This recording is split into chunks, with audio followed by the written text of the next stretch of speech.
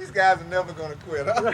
The next day, Bob agrees to meet with me and introduces me to his boss, who managed information systems at Kennedy back in '69.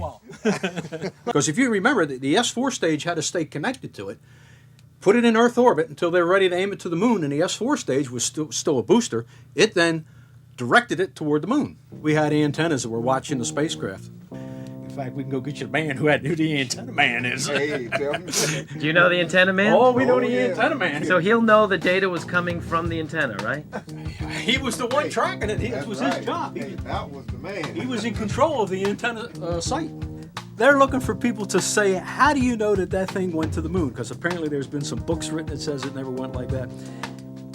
I know it's the first thing we all say is, bullshit. He's sort of using this as verification that, yeah, we're talking to the man who actually built the antenna site that tracked the vehicle that says, yeah, the data came down to my antenna station and we processed the data.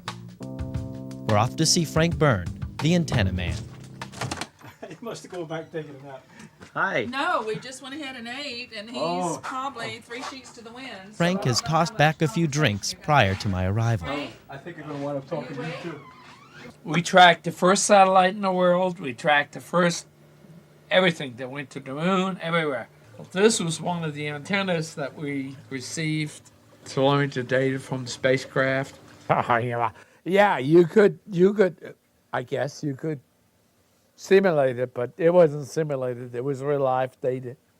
They should ought to listen to some of our episodes on the Pacific with the Redstone and its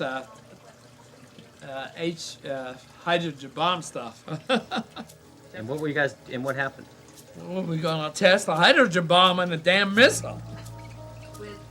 And we're not gonna talk about that on camera anymore. I have no idea what's classified and what's not. It's screwed up, okay? End of discussion. What? Tell us what happened. No, we're not gonna talk about it. I have no idea. I have absolutely no idea what's classified, what's not.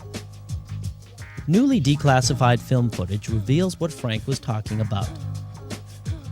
Operation Hardtack was a series of secret atmospheric H-bomb tests launched off Johnson Island in the South Pacific in 1958.